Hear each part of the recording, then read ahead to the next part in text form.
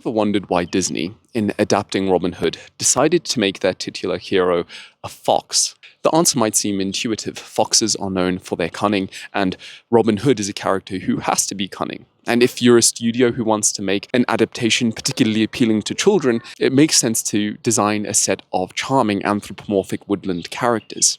But the real answer takes us back into the history of the French language and the history of French literature specifically, because you see, the Disney Robin Hood is based on a character from a French medieval tradition.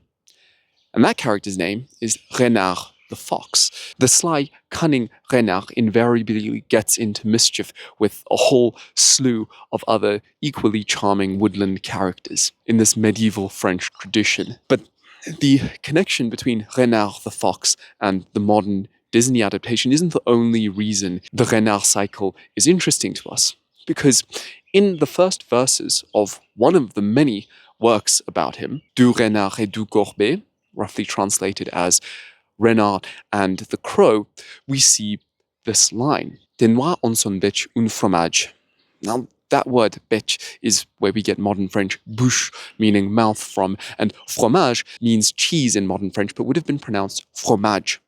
You'll also notice that I pronounce bec as an affricate. Well, that's precisely what I want to talk about today.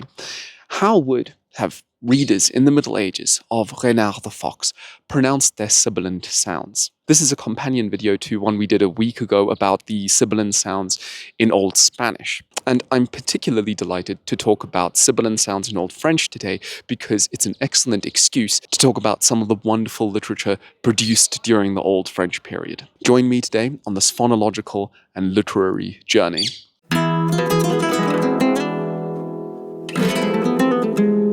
Let's start off with a bit of periodization. What is this Old French we're talking about? What era does it correspond to? Well, historians of the French language like to divide the history of French into set periods. Old French is the form of French as spoken in the courts of the French kings, roughly from around 840 AD to approximately 1350. And even that is subdivided into early Old French, which begins with the signing of the Oaths of Strasbourg and ends at approximately the turn of the millennium with Norman expansion. It's followed by Old French proper, which runs from about 1100 to 1250, and that in itself is followed by a century of what we might call late Old French, which runs from 1250 to 1350, which is when we see a lot of the sibilant sounds we'll look at in this video change. And we're going to examine that change in a moment, but let's start by looking at the sibilants that were broadly in use during the period of Old French proper, that period that seems to run from about 1100 to 1250. And as we did with our Spanish video, we'll divide them into their phonetic categories. So we'll start with the dental sibilants. Those are those sibilant sounds that are pronounced against the back of the teeth. Remember from our Spanish video that a sibilant is a sound that's produced almost by forcing air through the mouth with the tongue held in an almost whistling position. The dental sibilants can be further divided into affricates and fricatives. And if we look at the affricates, those can be divided into the unvoiced, such as ts, which would have been spelt with a C before an E or an I, or sometimes with a C with a cedilla accent mark, and even sometimes with a Z at the end of words. And the example I want to use here is a French Crusader song, which you can find a wonderful rendition of on Faria Faragi's channel. The song is called Chevalier mult estes guarits. Notice that in the end I don't finish by saying guaris, but guarits. For another example of this unvoiced dental affricate sibilant, I want to look at the famous Cantilène de Sainte-Eulalie, which is an important hagiographical work from the late 9th century. I accessed this, by the way, on the Old French glossary, which is available at the University of Texas at Austin's wonderful website. If you're interested in accessing the vocabulary of Old French resources, please look at that website. It's a phenomenal resource. The example I'd like to pull from the Cantilène is this one here. Now, I won't pronounce all of it, but I will point out that in the end there, we would say on ciel, not en ciel, as we would in modern French. Of course, the French speakers out there will immediately note that all of these sounds have merged into the modern French s sound. They were de-affricated, in fact, at the beginning of Middle French. This is one of the clearest phonological markers of transition from Old to Middle French, is the de-affrication of most of the sibilant sounds that we're going to look at in this video. What I find particularly interesting here, before we move on to other sibilants, is that there are many scholars who argue that as this particular sibilant sound was transitioning to its de-affricated form in modern French, it was actually first pronounced as a retracted S, similar to the way most sibilants are pronounced today in Peninsular Spanish. So this word ciel would have moved from the Old French, ciel, to something like ciel before becoming modern French ciel. I thought that was really interesting when I came across that and wanted to share it with you. So much for the unvoiced version of this dental affricate. The voiced version was z, and it seems as though that was usually represented by the Z letter in an intervocalic context. And once more, we can turn to the Cantilène de Saint-Eulalie, because the beginning of the poem has this. We would read there not only Buona pulzella, but Belzor anima. Like its unvoiced version, this voiced dental affricate would be de-affricated in the 14th century, becoming modern French, z as in avec plaisir. But also, importantly, it seems as though this sound was pronounced retracted. So before it became plaisir, it might have been pronounced as something like plaisir.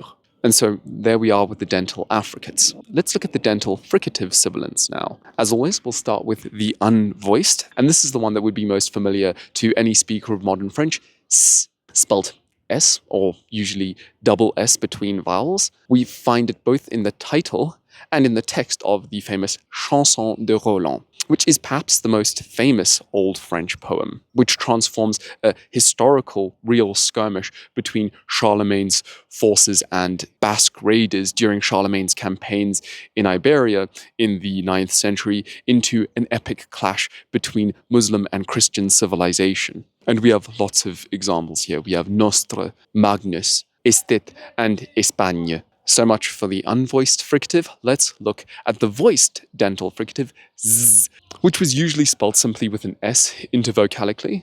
And I'm particularly happy with this sound because the attestation I'm going to use here is from Chrétien de Troyes' Arthurian corpus. I love Arthurian legend, and I've particularly been interested in Chrétien de Troyes pretty much since I started learning French.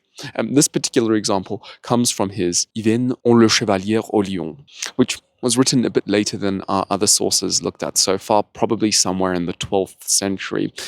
And we see here the modern French word for thing, which at the time would have been pronounced with the same sibilant sound, but probably the vowel qualities would have been different. It might have been something more like chose. Although if you know more about those vowel qualities, let me know down in the comments below. Regardless of those, we can be pretty certain that that S would have been pronounced as as it is today, as z. Okay, so that's one set of sibilants, all the dental sibilants out of the way. Let's look at how medieval French pronounced its post-alveolar sibilants.